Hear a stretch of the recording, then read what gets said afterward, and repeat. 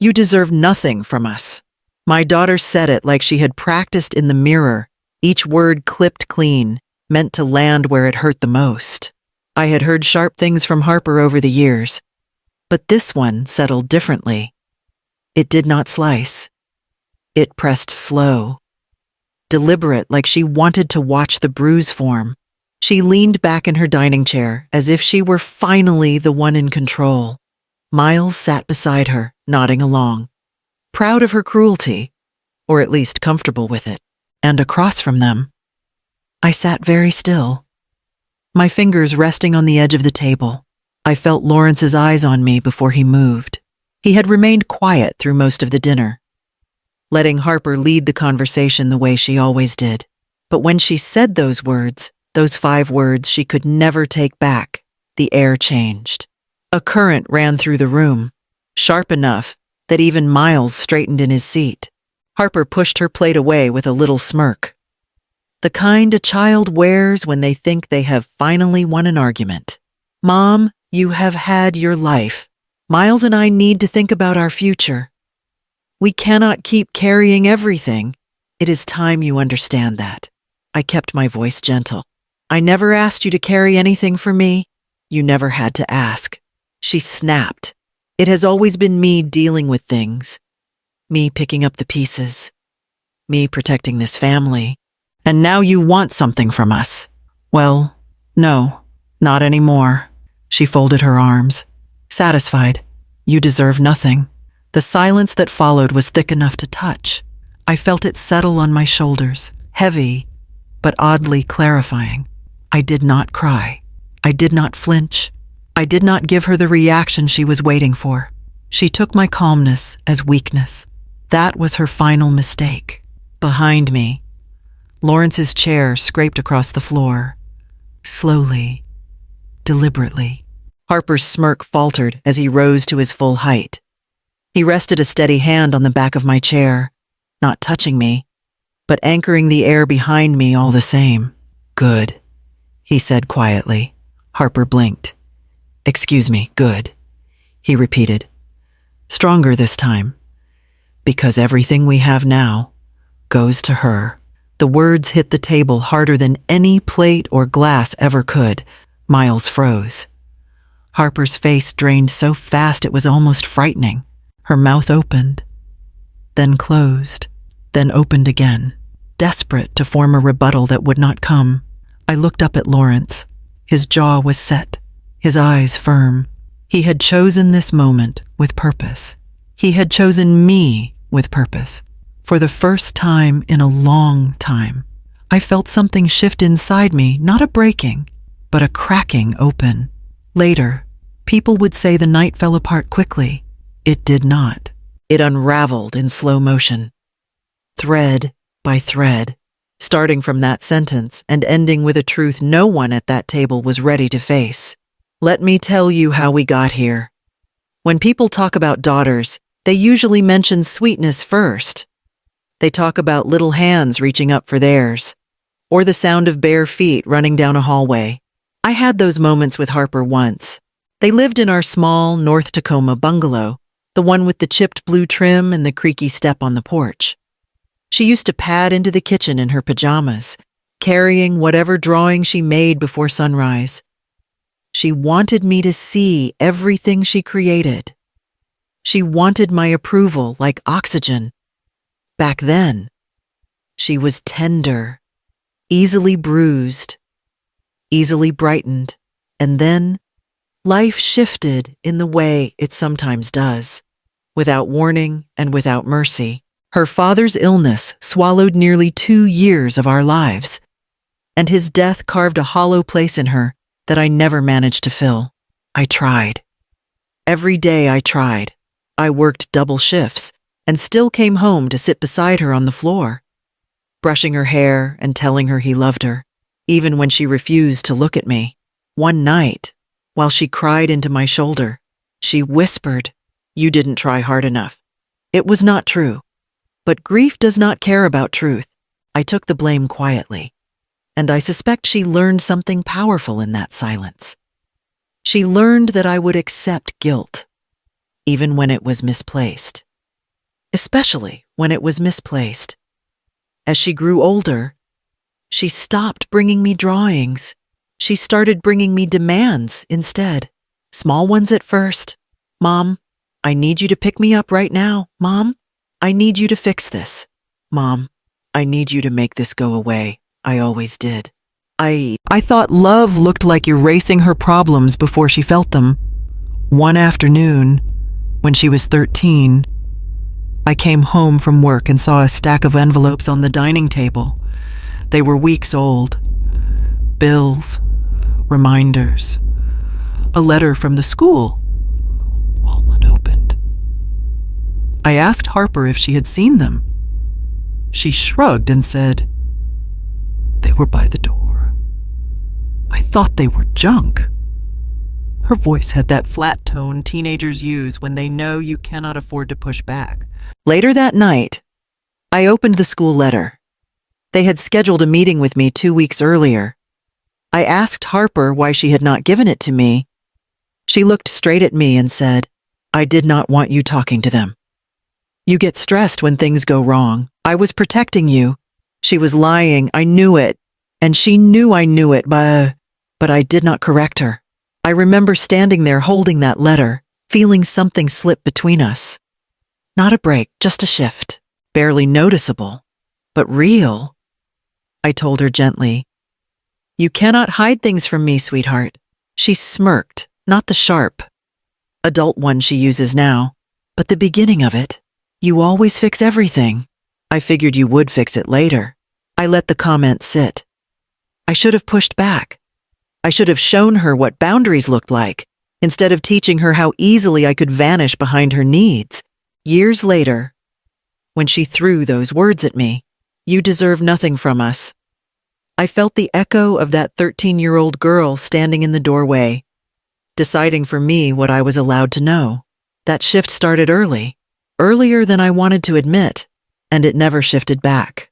I left her house that night thinking about all the little moments I had dismissed, all the red flags I had painted white because I loved her too much to see the truth. I met Lawrence on a gray afternoon at Point Defiance, the kind of day when the air smelled like salt and old stories. There was a small maritime history lecture in one of the community rooms near the park's entrance, and I went because it had been months since I had done anything just for myself. I sat near the back, thinking I could slip out quietly afterward, but a man with kind eyes and a weathered jacket asked, "Is this seat taken?" I shook my head, and he sat beside me with a gentle smile. "I am Lawrence," he whispered as the projector flickered on. "I used to work on the harbor, thought I might know more than the presenter, but apparently my memory is getting softer every year." I laughed before I could stop myself. It was the first time in a long time that a laugh came out easily. After the lecture, we walked out together. He told me he lived near the waterfront, that he liked old boats and quiet mornings, and that he had lost his wife years ago. Nothing he said was overly dramatic. He spoke like a man who had learned to carry grief without dropping it on others. I did not expect him to ask for my number, but he did. "Only if you want company," he said. Not pressure. Company sounded gentle. I said yes. Our first few weeks together were slow and comfortable. Coffee at a small shop, an afternoon walk through Ruston Way, a phone call every evening that always ended with him saying, "Talk to you tomorrow, Evelyn." He spoke my name with a softness I had not heard in years. When I mentioned Lawrence to Harper, she looked up from her phone and frowned. "Why are you dating? You and Dad had a life. You are supposed to honor that." "I do honor it," I said quietly, "but I am still alive, and I am allowed to have companionship." She stared at me as if I had betrayed her personally. "You are replacing him. You are replacing us." "I am not replacing anyone." "You are abandoning the family name," she shot back. "Everything Dad built. Everything we built." Her anger surprised me. "Harper, I am not taking anything from you. You are," she said, voice sharp, "you are making things complicated, especially the inheritance." The word landed like a cold stone between us. She had never said it out loud before. Inheritance, I asked. She crossed her arms. Do not play innocent. Remarrying means new finances, new rights, new decisions. I do not want surprises when you are gone. I felt my chest tighten. Harper, I am not planning to die. That is not what I mean. She snapped. I just think you should think about us. Think about the long term, and maybe do not rush into something that throws everything off balance. When I told Lawrence about it later, he listened without interrupting. She is afraid, he said softly. Not of me. Of losing control, I did not argue. Some part of me already knew he was right. But the next time Harper saw him, she was polite only for a moment. Then, as soon as Lawrence stepped away to take a phone call, she leaned toward me and whispered, Do not marry him. It makes everything harder for everyone. Harder how I asked. She gave a thin, practiced smile. Legal things, financial things, things you do not need to worry about. Her words stayed with me for nights afterward. That was the moment I realized love, in Harper's eyes, had become a threat. Not a source of comfort, not a blessing. A threat to whatever she believed she deserved. Harper's house always carried a tension I could feel before I stepped through the door. It was in the way conversations stopped the moment I entered. Or how Harper's eyes flicked to Miles as if confirming whether I was early, late, or simply inconvenient. One Sunday afternoon, Harper had invited everyone for a family lunch. I brought a lemon tart because I knew Riley liked it. When I arrived, Harper was arranging plates with the precision of someone preparing a performance. You can just sit, Harper said without looking at me. Everything's already handled. I set the tart down and tried to help anyway. Let me wash these bowls. Miles stepped between us with a polite but empty smile. Harper has a system. Better not to disrupt it. I nodded, but something inside me tightened. When the others arrived, I found myself wedged at the far end of the table. Every time I tried to join the conversation, Harper spoke louder, cutting me off before I finished a sentence. I told Mom that Riley should apply for the advanced science program, Harper announced to the table. She tried to give advice even though she has no idea how competitive things are now. I blinked. I only suggested she look at the school website. Harper waved a hand dismissively. Yes, but we figured it out without confusing her. Miles chuckled softly. It was not cruel, but it was approving. And that approval stung. Riley stared at her plate, chewing slowly, pretending not to hear. Another time, I offered to pick Riley up from school while Harper was dealing with a work deadline. Harper looked at me as though I had insulted her. You always volunteer for things you cannot handle, she said. Just rest. We have it under control. I drive every day, I said gently, and you get tired, Harper replied. Let me do my job as a mother. Riley's face flushed red, her eyes glued to the floor. These little moments accumulated like dust, easy to ignore, until there was too much to breathe around. One evening, I arrived early to drop off a scarf Riley had left at my house. I let myself in through the unlocked side door, calling out, Harper Riley. No answer. But voices drifted from the kitchen. Harper and Miles. Miles sounded amused. You really think she is serious about marrying him? I hope not, Harper snapped. She is too old for this. He laughed. He seems harmless. She does not get it, Harper continued. She complicates everything. Once she remarries, everything shifts legally. Miles hummed thoughtfully. What do you want to happen?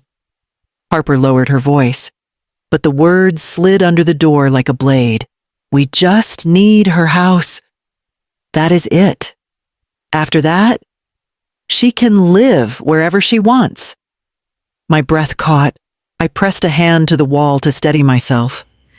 It felt like someone had reached into my chest and turned something the wrong way, Miles said.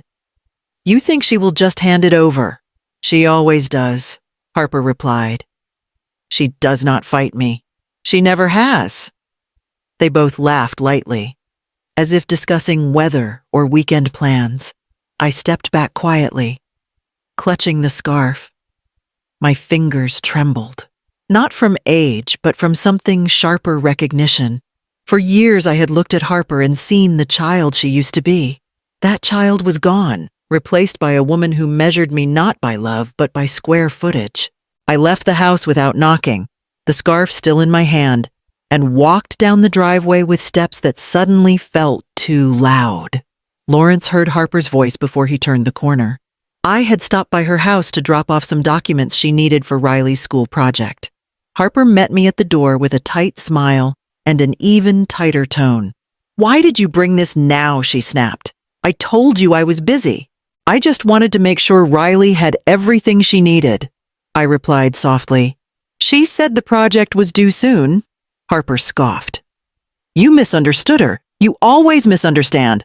I didn't notice Lawrence stepping into the hallway behind me until Harper added, "I swear, Mom, you make things harder every time you try to help." "I am sorry," I murmured. "I did not mean to." "That is the problem," she said sharply. "You never mean to."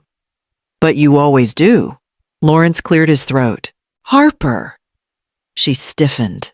"What? That was not necessary." "He said." Her lips thinned. "This is between me and my mother." He held her gaze until she looked away. Then he guided me toward the door gently, as if afraid I might shatter if he used too much force. When we reached the car, he opened the passenger door but didn't let me sit just yet. "Does she always talk to you like that?" I tried to smile. "She is stressed. Work is complicated for her." "That is not an answer," I shrugged. "She does not mean anything by it." He let out a breath. "You say that a lot. It is true." I insisted. "Harper has been through a lot. She carries more than people realize, and you excuse it," he said carefully, "because you think it makes you a better mother." I looked down at my hands. "I do not want to be the reason she feels unsupported." Lawrence closed the door halfway, stopping it with his hand. "You are not unsupported. Evelyn, you are being stepped on." His words were gentle, but they landed hard. I sat in the seat, turning away slightly so he would not see how close I was to crying. He didn't push. He never did. Later that evening, we sat at the small kitchen table in our home, 2 mugs of tea between us. He watched me for a long moment before speaking. "I am worried," he said quietly. "I know," I whispered. He reached across the table and covered my hand with his. "You bend until you break, and she knows that. She is my daughter." I said, "She is also hurting you." I didn't answer. Silence had become my shield, whether it was useful or not. Lawrence squeezed my hand, thoughtful in the way he always was when weighing the cost of saying something difficult. "I want to help you," he said, "but I need to understand what we are up against." "I am fine," I replied too quickly. He didn't argue. He stood, walked to the living room, and picked up his phone. I heard him speak softly into it. "Gwen, I need your advice about something delicate." His sister, Gwen Reddington, had been a judge in Seattle for decades. Lawrence trusted her judgment more than anyone's. I listened from the kitchen, my chest tightening with equal parts dread and relief. I had never asked him to intervene, but he had heard Harper clearly, and he had recognized something in her tone that I had spent years trying to ignore. That evening, I understood that Lawrence had stepped into a fight I had been losing long before he came into my life. Harper called one morning and asked me to come over. Her tone was clipped, the way it always was when she wanted something. When I arrived, she had already cleared the dining table, leaving a neat stack of papers in the center as if she were conducting a business meeting. "Sit," she said, gesturing toward a chair. I hadn't even taken off my coat. "What is this about routine paperwork?" she replied. "Foundational stuff for the house." "Just signatures. Nothing complicated." I glanced at the papers. "You never mentioned anything about this." "Well, I am mentioning it now. She said, it is normal. Everyone does this. I reached for the top page. It was several paragraphs long, dense with language I did not understand immediately. What exactly am I signing? Harper sighed. Mom, do not start. It is just a quick transfer for future planning. You keep living there. I keep things orderly. It helps with taxes and emergencies. I felt a flicker of unease. This says something about co-ownership. Harper rolled her eyes. Co-ownership is just a formality. You are overthinking it. I want to read it carefully. She leaned forward, voice tightening. If you trusted me, you would not need to. I am your daughter. I am trying to help you. Before I could answer, Lawrence stepped through the doorway. I had asked him to wait in the car, but after 15 minutes, he must have decided something was wrong. He nodded politely at Harper. Afternoon. She forced a smile. We are just going over some routine documents. Lawrence looked at the table. What kind of routine documents? Things that do not concern you, she said. I felt heat rise in my face. Harper Lawrence spoke gently. May I see them? She snatched the papers off the table. No, Mom does not need you making this more complicated. This is between us. He kept his tone even. If she is being asked to sign something that affects her home, I would like to understand what it is. It does not affect her, Harper snapped. It is for streamlined planning. Financial clarity, organization. You do not understand how these things work. I worked in city planning for over 3 decades. He said, I understand documents very well. Harper froze for a second, then set the papers down slowly. Fine, she said, tight-lipped. Look, he skimmed the top page. Then the second. His jaw tightened, almost imperceptibly. He slid the papers back toward me. You should not sign this without a lawyer. Harper's face hardened. Unbelievable. You are sabotaging everything. I am protecting her. Lawrence replied. You are manipulating her. Harper shot back. I held up my hands. Harper, please. She turned to me with sharp frustration. You always let people walk all over you. I am trying to create order. That house, she cut herself off quickly. But it was too late. That house, what I asked. She looked away. Nothing. Lawrence's eyes narrowed. Harper, she grabbed the papers and shoved them into a folder. Forget it. If you do not want to sign, fine. I was trying to make things easier. I stood slowly. Why now? Why this urgency? She bristled. Because you are not getting younger. Mom, Lawrence stepped closer to me. We should leave. I followed him toward the door, but as I passed Harper's office, something on the desk caught my eye, a sheet of paper titled Estimated Market Value, with my home's address typed at the top. I stopped. Harper, I said quietly, you priced my house. She froze. Miles, who had just come down the stairs, looked at the document and muttered, You said she knew. Harper's face went pale. You were not supposed to see that. I held the edge of the doorway to steady myself. You were planning something without telling me. Harper tried to recover. It is just research. Nothing is decided. Lawrence stepped beside me. We are leaving, he said softly. Harper crossed her arms, defensive and trembling with anger. Do whatever you want. You never see the big picture anyway. As I walked out of the house, the cold air felt sharper than usual. Lawrence placed a hand on my back, steadying me, and whispered, You do not owe her the keys to your life. I did not answer. My silence was no longer confusion. It was the sound of something inside me beginning to shift. Harper called me 2 days after the incident with the house documents. Her voice came through the phone, tight, clipped, and stripped of warmth. I need you and Lawrence to come over on Saturday, she said. Dinner, 7. It was not an invitation. It was a directive. I hesitated. Harper, the last time this is important. She interrupted. We cannot avoid these conversations forever. When she ended the call, Lawrence looked up from the kettle on the stove. She wants us there, she said. It is important. I tried to steady my voice. It felt formal. Lawrence placed 2 mugs on the counter. Formal meaning rehearsed, or formal meaning dangerous. Both. He nodded slowly, a crease forming between his eyebrows.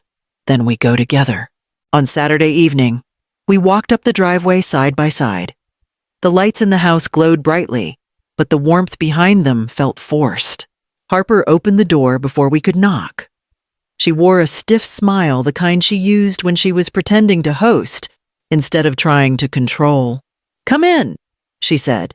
We have a lot to cover. Lawrence stepped inside first. Cover. Not discuss. She ignored him and walked toward the dining room. The table was already set. Every fork and knife precisely placed like soldiers lined up for inspection. Miles stood near the head of the table, his hands clasped behind his back. Glad you made it, he said. We figured it was time for a necessary conversation about the family's future. My stomach tightened. Those words, necessary conversation, always meant decisions had already been made without me. Before I could respond, Riley appeared near the hallway. Her hair was pulled back, her eyes wide with worry. She walked toward me and tugged on my sleeve gently. Grandma, she whispered. Mom's in a weird mood, like she's been practicing what she's going to say. I touched her shoulder lightly. Thank you. Sweetheart, Harper's voice cut through the room. Riley, go help Miles with the drinks.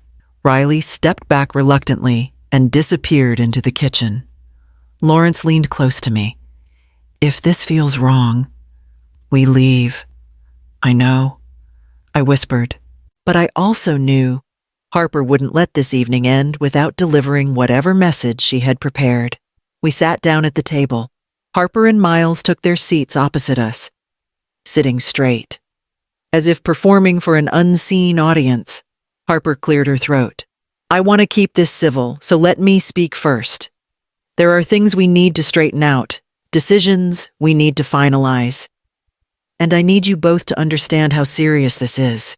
Lawrence rested his hand on my knee beneath the table. We are listening, he said. Harper's eyes narrowed at him before returning to me. This family has to move forward in a structured way, and there are responsibilities that should fall to the right people.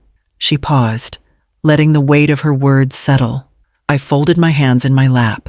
And who are the right people? Harper lifted her chin. Miles and I.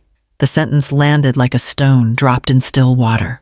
She watched me closely, waiting for my reaction. When I did not give her one, her mouth tightened, and she sat up straighter. The trap she had prepared was beginning to close, piece by piece, around the illusion of a family conversation. Lawrence exhaled slowly beside me, but he did not speak. He was letting her reveal every part of the plan she thought she was entitled to. And Harper, confident in her own certainty, seemed eager to continue. The plates had barely touched the table before Harper began speaking. She didn't wait for grace, or for anyone to settle, or for the soft kind of conversation families ease into. Her voice cut straight through the air like she had been holding it sharpened in her mouth all evening. Tonight is about decisions, she said. Miles nodded, folding his hands like a man chairing a meeting instead of sharing dinner with his wife's mother. Lawrence sat beside me, calm but alert, his attention fixed on Harper's posture. I kept my voice steady, then start from the beginning. What decisions have already been made? Harper lifted her chin. Miles and I have talked through everything. We agree it is time for us to take over the family matters. I blinked. Take over all financial oversight, she said, all long-term planning, all decision-making that affects this family. Miles leaned forward. It is simply more efficient. We have a clearer view of the future. Lawrence's jaw tightened. Evelyn is capable of managing her own life. Harper gave him a thin smile. This is not about capability. It is about responsibility. We are the next generation. I folded my hands on my lap. Where do I fit in? Harper, you do not, she shot back. The silence that followed pressed into my ears. She didn't soften it, didn't cushion it, didn't pretend it came from concern. She leaned closer, her eyes cutting straight through me. You deserve nothing from us. She said it with a smile. A small, perfect, satisfied smile. I felt something inside me contract, not because the words hurt in a way I couldn't bear, but because I recognized them. They were not new.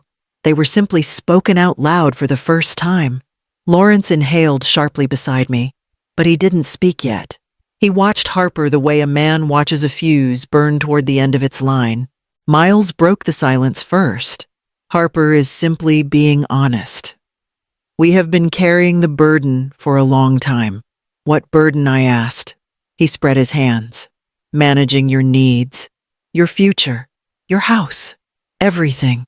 My house, I repeated quietly. Harper crossed her arms. Do not act surprised. You have made everything complicated since you remarried.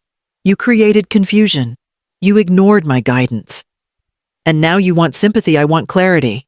I said, you want control. She snapped. You always have. You just hide it under softness. I shook my head slowly. Harper, I have never asked you.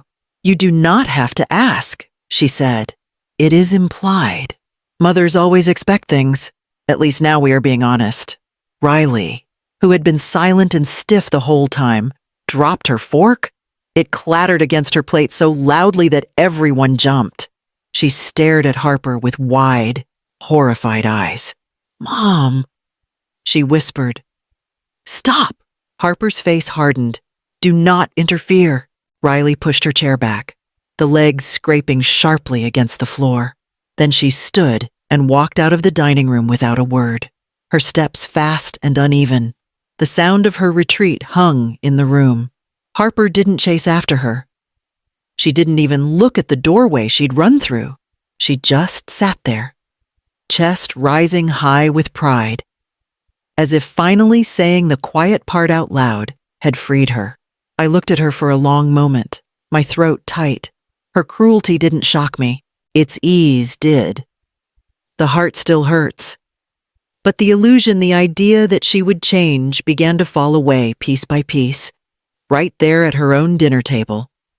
The room felt smaller after Riley left, as if her absence pulled the air out with her. The doorframe she'd disappeared through still vibrated faintly, or maybe that was just me.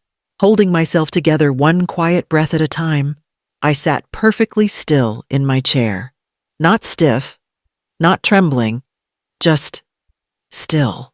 The kind of stillness that comes when the body finally decides it is done, absorbing blows. Harper mistook it for surrender. She leaned back and folded her arms, a satisfied little smirk stretching across her face. See, she said softly, Mom understands. This is how it needs to be. Miles gave a single approving nod, like a judge validating her verdict. Lawrence didn't move. Not a word, not a shift in posture. He sat beside me, hands folded on his lap, eyes fixed on Harper with a focus that made the hairs rise on the back of my neck. He didn't look angry. Anger would have been loud. He was something else, something sharper. Harper kept talking. This is the moment we become organized. A family that actually functions. Miles and I know what we are doing. You two just need to accept the plan. Her voice had taken on the rhythm of someone reciting lines rehearsed in private. I kept my eyes down, not because I was afraid, but because watching her break herself into this new shape hurt more than anything she could say. I am glad you're finally being reasonable, she went on, because once this is settled, everyone will be better off, especially you, Mom. You do not need the stress of making choices. I breathed in slowly through my nose, letting the silence wrap around me like armor. Lawrence's knuckles tightened slightly, the only sign he was listening. Miles cleared his throat. We really have the best intentions here. But if we are going to do this right, we need you both to cooperate. There is no reason for tension. No reason, Harper repeated, tapping the table. This is simple. We are taking over. You should be relieved. I felt her staring at me, waiting for me to nod, to smile, to thank her some gesture of submission she believed she deserved. I didn't move. Her smirk twitched. Mom, you agree, right? You said you wanted clarity. Still, I said nothing. And in that silence, something shifted again, this time in Harper's expression. Confusion flickered there, followed by irritation. Mom, she said more sharply, do not start this. I lifted my gaze finally, meeting hers with a calm I didn't fully understand until that moment. I heard you, I said softly. She opened her mouth to demand more, but Lawrence straightened in his chair before she could speak. Not a big movement, just enough for the legs of his chair to scrape an inch across the floor. It was the quietest warning I had ever heard. Harper stiffened. What do you have something to say? Lawrence didn't answer. He let the silence do it for him. His hand slipped slowly toward the inside of his coat, fingers brushing against the pocket where he had kept something tucked away since the moment we arrived. Miles frowned. What are you reaching for? Lawrence kept his gaze steady on Harper. His voice, when he finally spoke, was low and unnervingly calm. I am deciding, he said, whether this conversation is finished. Harper blinked, thrown off by the quiet power behind the words. I watched the smallest tremor run through her, the first sign she understood something had changed in the room. Lawrence's hand rested fully against the pocket now. The calm was no longer mine. It was his, and it was about to break open the night.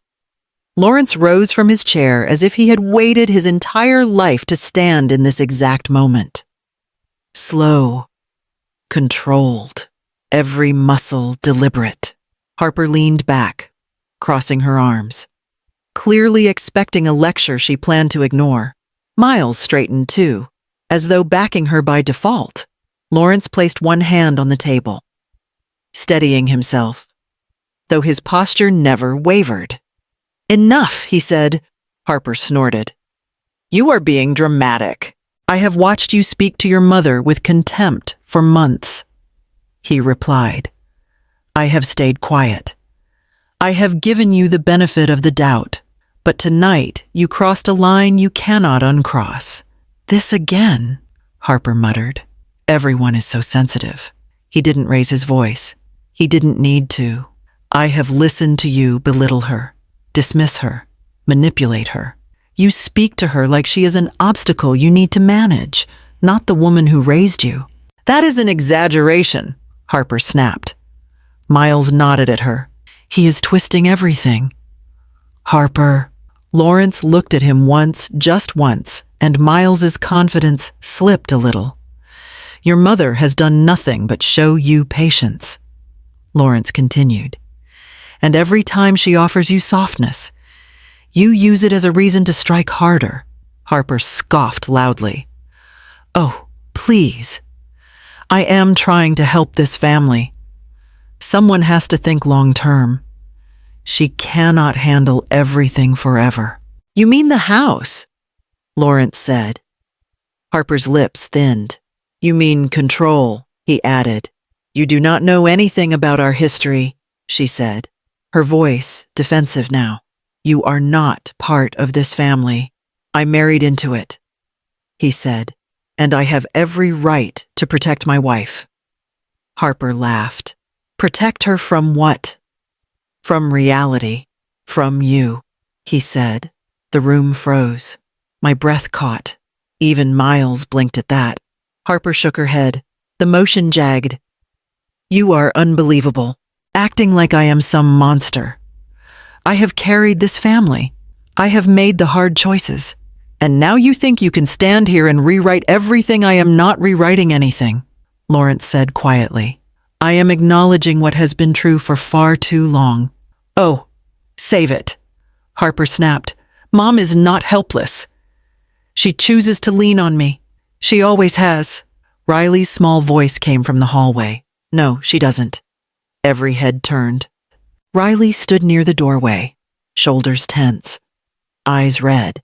She had come back without anyone noticing. She didn't look at Harper. She looked at me. Grandma never leans on you. She said, you make her feel scared to say anything. Harper's face went white. Riley, go upstairs. No, Riley whispered. I am tired of pretending this is normal.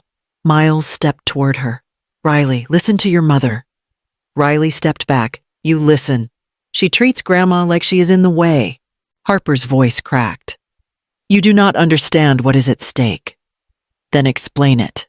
Lawrence said, because from where I am standing, the only thing at stake is your sense of control. Harper looked like she wanted to scream, but the anger caught in her throat. Lawrence continued, unwavering. You have used her guilt for decades. Harper, you turned grief into leverage. You turned her silence into permission. And you are furious now because she is finally sitting still instead of bowing. Harper's jaw clenched. You think you're better than me. You think you know our family better than I do. I know cruelty when I see it, he said, and I will not let you bury her under it anymore. The room went painfully quiet. No shuffling, no breathing, just a stillness that came after something undeniable had finally been spoken out loud. Riley moved to my side and slipped her hand into mine. I squeezed it gently. Lawrence stayed standing, shoulders square, eyes set. He wasn't finished. Not yet. Lawrence didn't raise his voice. He didn't even shift his posture. He just reached into the inside pocket of his coat and pulled out a sealed, cream-colored envelope.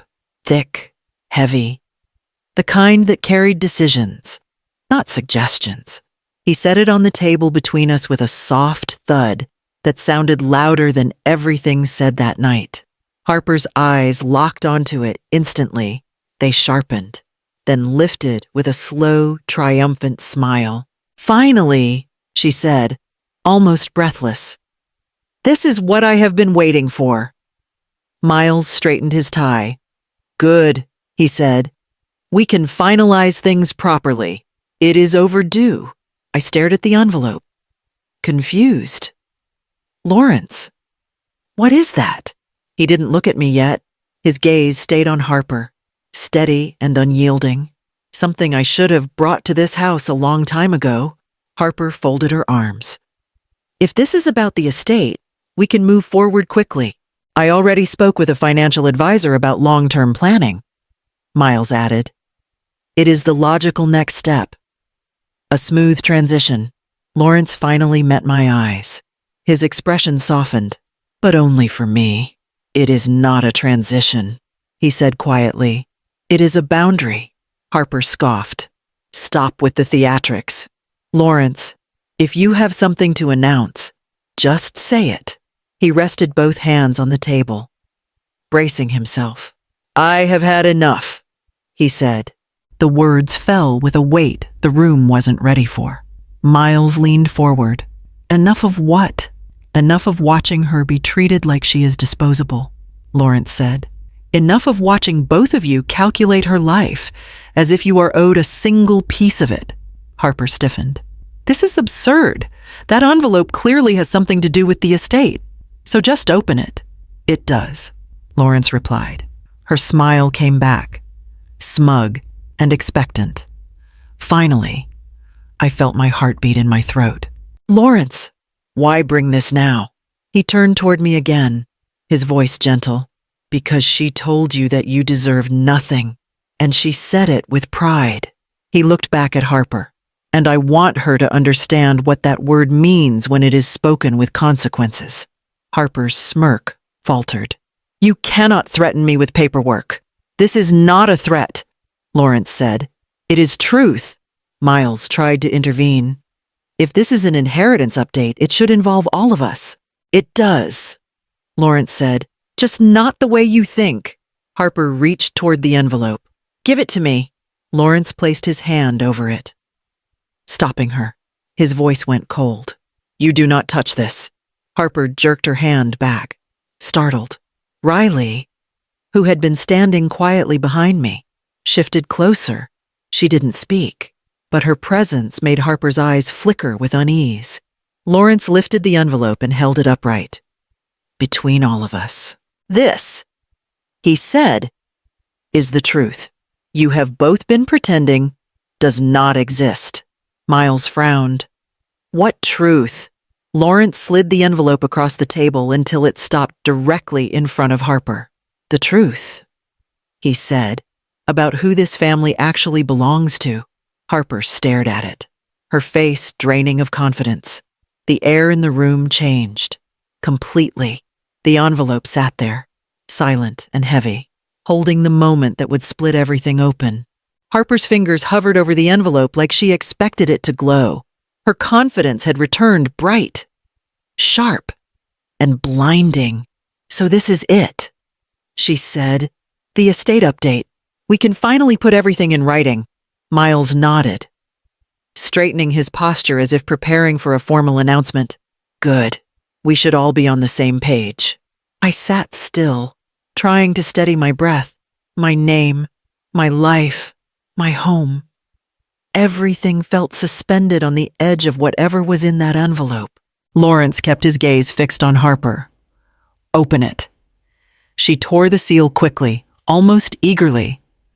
A small stack of documents slid out onto the table. She skimmed the first page, her eyebrows lifting. "I knew it," she said with a soft laugh. "I knew we were overdue for a proper estate plan.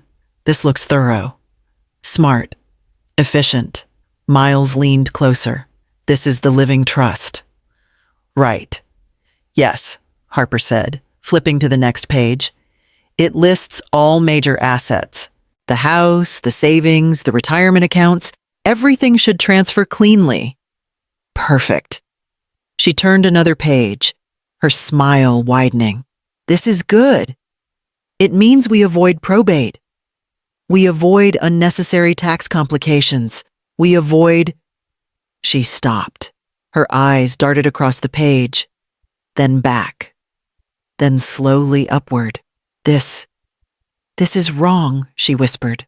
Lawrence finally spoke, read it out loud. Harper swallowed hard. "This says the trust excludes me." Miles frowned. "Excluded? How permanently?" Harper whispered. Miles snatched the papers from her hand and scanned them rapidly. "This cannot be right. This must be an early draft."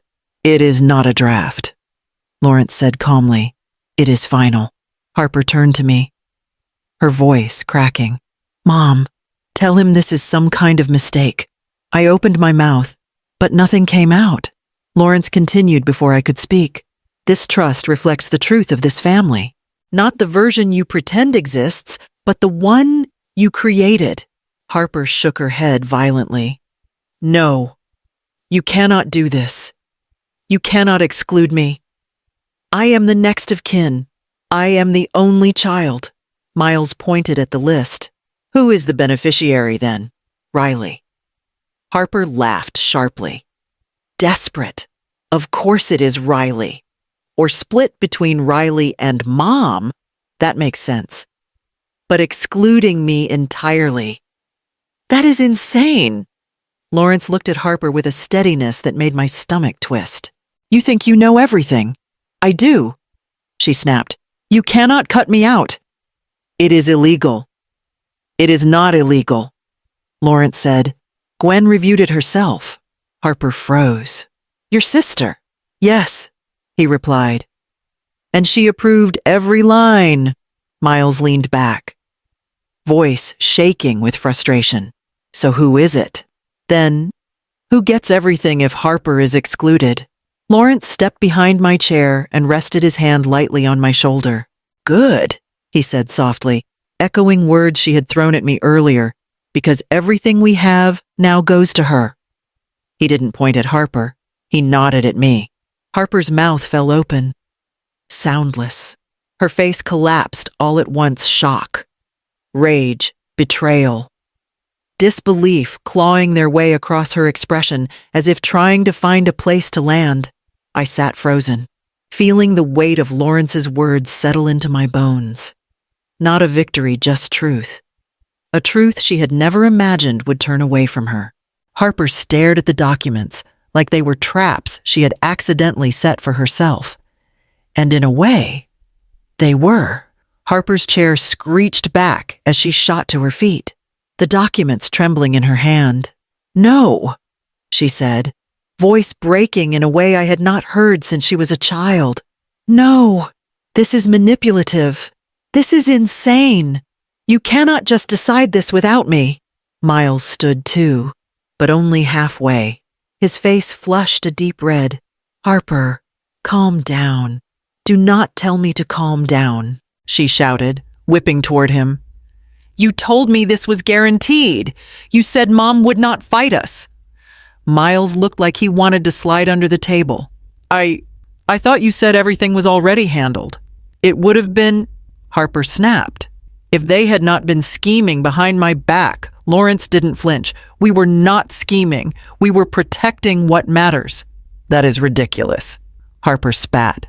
"Protecting what Mom is the one ruining everything." I inhaled slowly. "Harper, no." She jabbed a finger in my direction, her voice shaking with a mix of fear and fury. "Do not act innocent. You let him influence you. You let him change everything. You let him take my future away."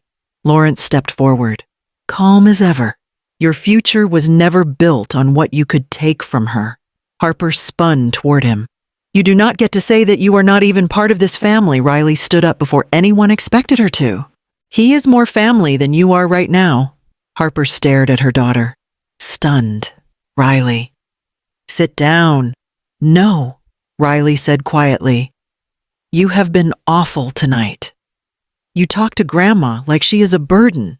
Harper blinked rapidly, as if the room were tilting. "You do not understand what is at stake here." Riley met her eyes. "I understand you care more about money than you do about her." Miles rubbed his forehead.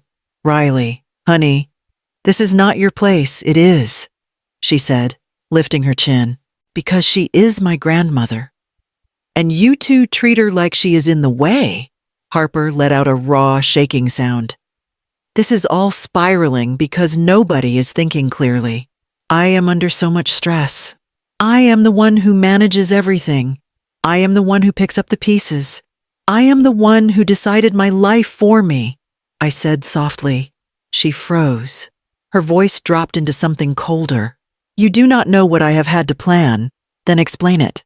Lawrence said. She swallowed hard. "Fine. You want the truth.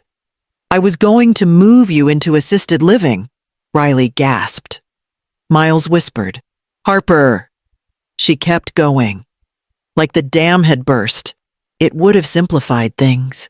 Freed up time. Freed up resources. Freed up the house. It was the logical solution. My chest tightened. Not in surprise, just in confirmation. The quiet fear I had held for months finally had a voice. Riley covered her mouth. "Mom, how could you?" Harper turned toward her desperately. "I was doing it for all of us. You do not understand the pressure I am under.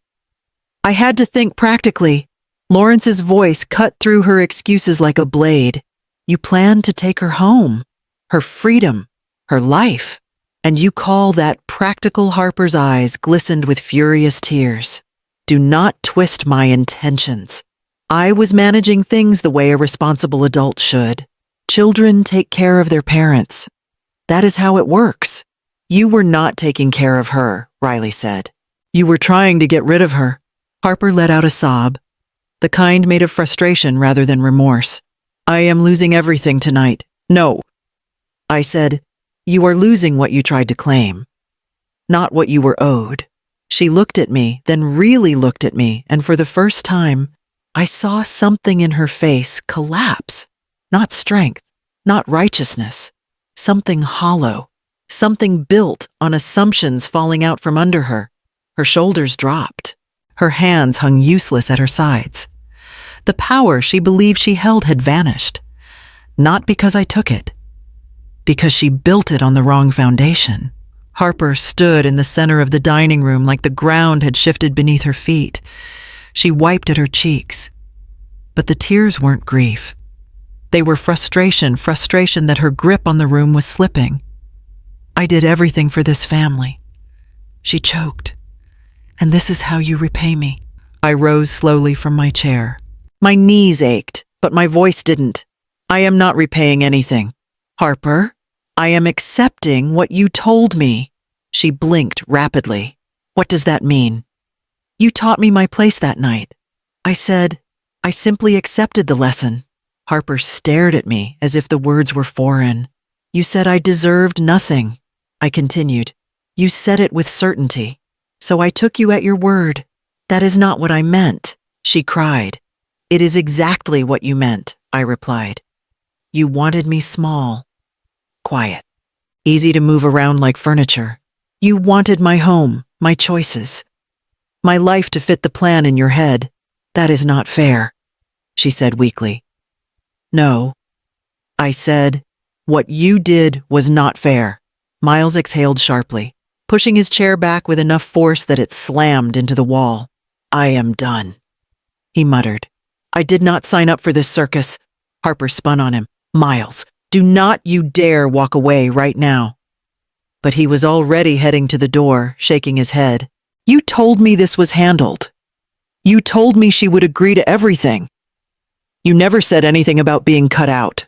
Miles, she shouted, voice cracking. He didn't look back. The front door closed a second later with a thud that made Harper flinch. Silence settled again, heavy and uneven.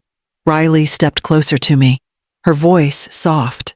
Grandma, are you okay? I touched her hand gently. I am all right. Harper let out a strangled sound. You see, even my own daughter is choosing you over me. Riley's expression hardened. I am choosing kindness.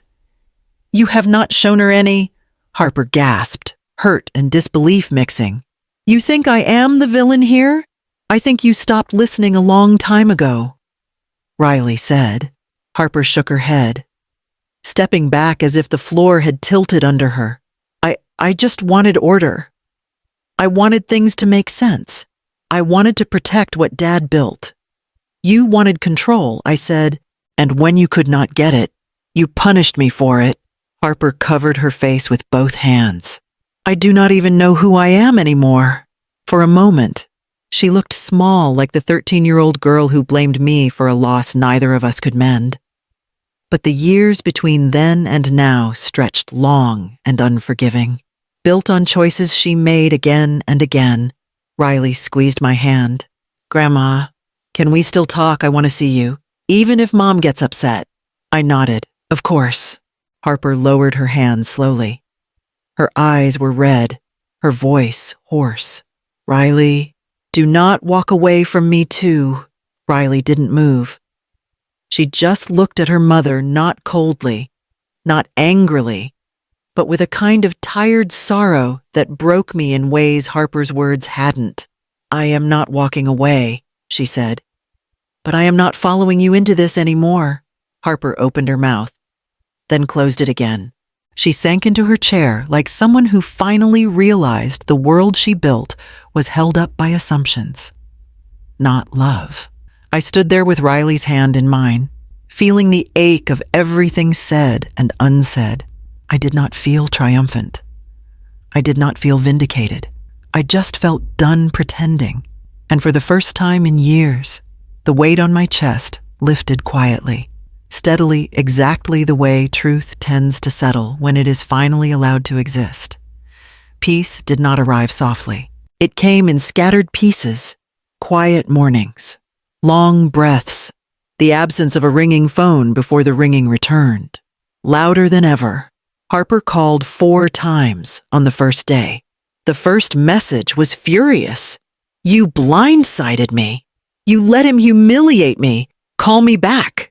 The second message came 2 hours later, sharpened with accusation. I know you did this on purpose. You let him manipulate you. You owe me an explanation. By evening, Her tone slipped into bargaining. We can fix this together. Just talk to me. I will make things easier for you. The fourth message, late at night, wavered with guilt. Mom, I cannot sleep. I need you to tell me you did not mean to hurt me. I listened to none of them. I watched the notifications appear and disappear, each one a reminder of the boundary she had never believed I could hold. Lawrence placed my phone on the counter gently. Let it ring, he said. Let her sit with her choices. The next morning, we sat at Gwen's small office in downtown Tacoma. She had a sharp mind, softened by years of retirement, but sharpened again the moment she saw the documents. You two did everything correctly, she said, flipping through the papers. This trust is airtight. No one can override it. Her confidence steadied the room. I signed where she pointed. Lawrence signed beside me. Each signature felt like reclaiming a piece of myself I had handed away over decades. On the walk back to the car, the winter air brushed against my face like something unfamiliar, not cold, but empty in a way that felt new. Lawrence linked his arm with mine. You look lighter, he said. Maybe I am. In the days that followed, I returned to pieces of myself I had forgotten. I spent afternoons at the museum near Old Town, helping sort maritime artifacts with the curator who always greeted me with a warm smile. I volunteered twice a week at the elementary school's reading program, where children tugged at my sleeve with eagerness instead of entitlement. Some mornings, I walked along Ruston Way, letting the sound of water replace the noise in my head. The shoreline always made me believe in second chances. Harper didn't stop calling. She left longer messages, angrier, sadder, more confused. But I had nothing left to explain. On the fifth day, Gwen called. You might want to sit down, she said. Lawrence and I exchanged a glance before I lowered myself onto the sofa. What happened? Your daughter filed a petition, Gwen said. A challenge to the trust. My stomach tightened. On what grounds? On delusion, Gwen replied dryly. She claimed you were manipulated, coerced, mentally pressured. She said you had diminished decision-making ability. I closed my eyes for a moment, not from hurt, but from recognition. Of course, Harper would try to rewrite the narrative. And Lawrence asked, and it was rejected within minutes. Gwen said there was no evidence. Her claim was sloppy, emotional, and contradicted by every document you signed. The judge dismissed it immediately. I exhaled, long and slow. Gwen continued, her tone firm.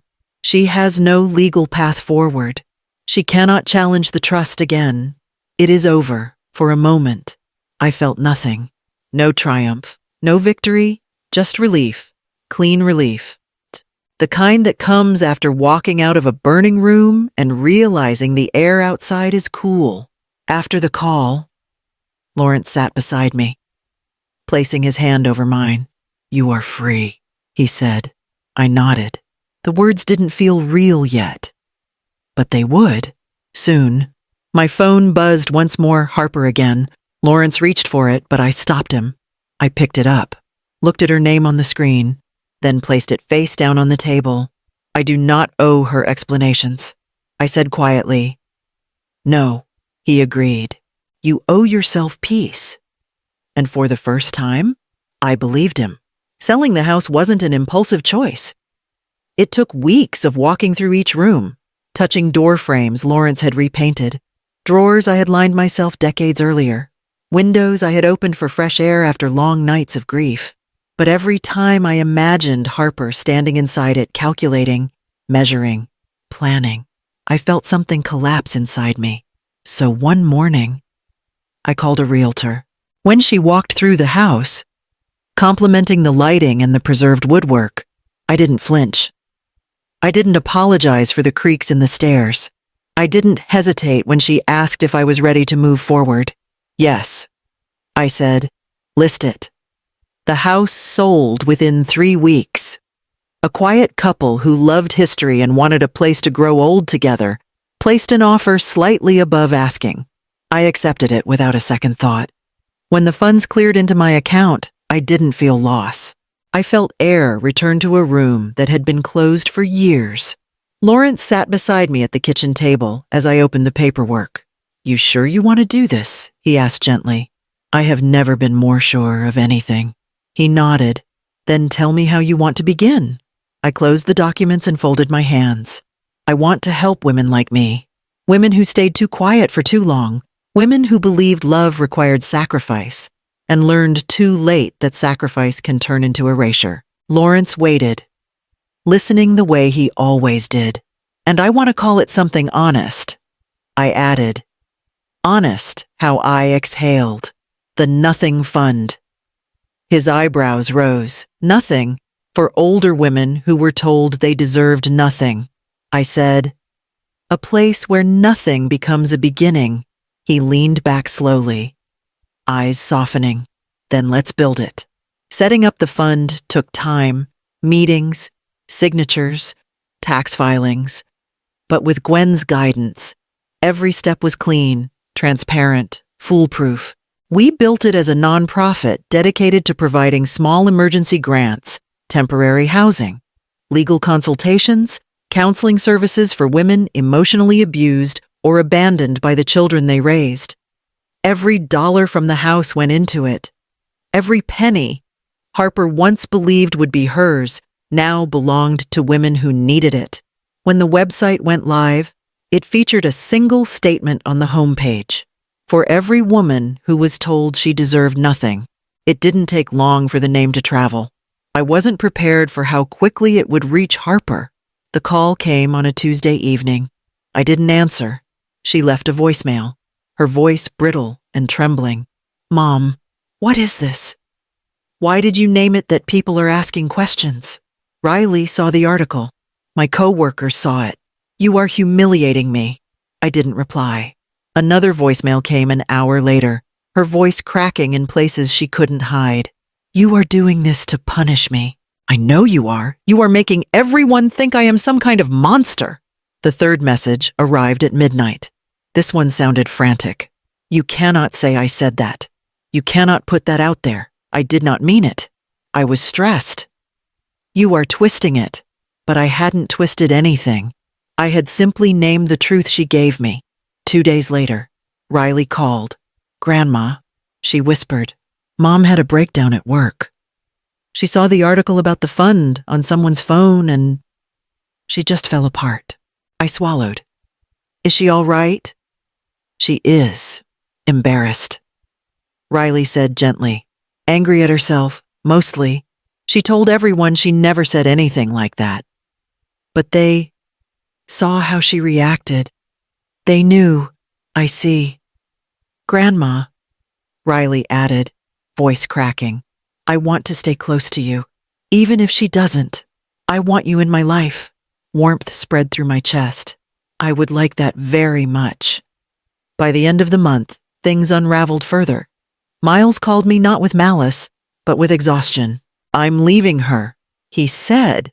"I found messages she sent to her brother about your house, about how she planned to secure everything once you were gone.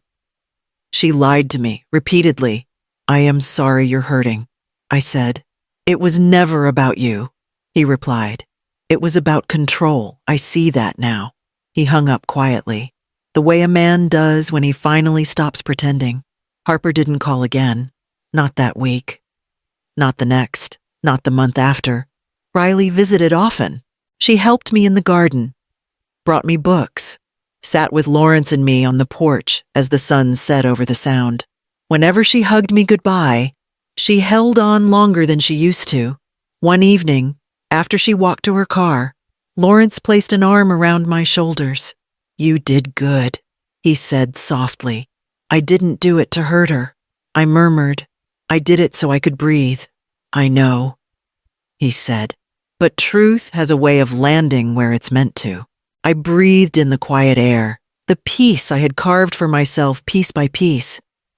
She said I deserved nothing. I said, so I gave her exactly what she asked for. The porch stayed silent after that. Not empty, not painful, just honest. When the storm finally passed, It did not leave silence. It left space I had not felt in years. The kind that settles slowly, then stays because you choose it. Most mornings now begin the same way: quiet breakfast with Lawrence at the small table by the window. He reads the paper out loud in the parts he knows will make me laugh. I warm my hands around a cup of tea and let the sunlight land on my shoulders like something earned. There is no tension pulling at the back of my mind. No phone vibrating with demands. No voice rehearsing what I should apologize for next. Just calm. I started volunteering more at the museum, organizing old maritime journals and cataloging photographs. The curator, Marlene, always greets me with a gentle, "I am glad you are here today." She says it in a way that feels like truth, not expectation. Neighbors I had lost touch with over the years began coming by again. Small things at first. A jar of jam. A book someone thought I might like. The simple friendliness that returns only when people sense you are no longer drowning. Riley visits every Sunday. Sometimes we bake. Sometimes we walk along Ruston Way. Sometimes she sits on the couch and talks about school and friends and small things that matter more than anyone realizes.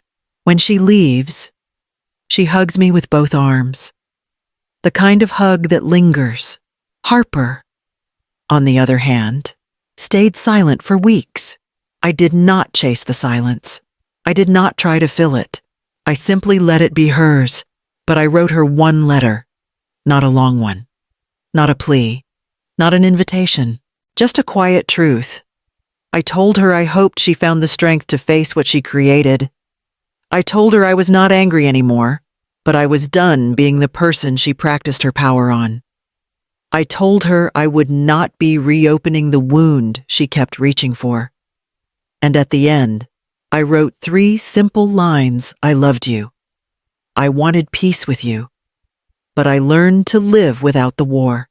I left the envelope at her doorstep and walked away before anyone noticed. Lawrence held my hand on the drive home. He did not ask what I wrote. He did not need to.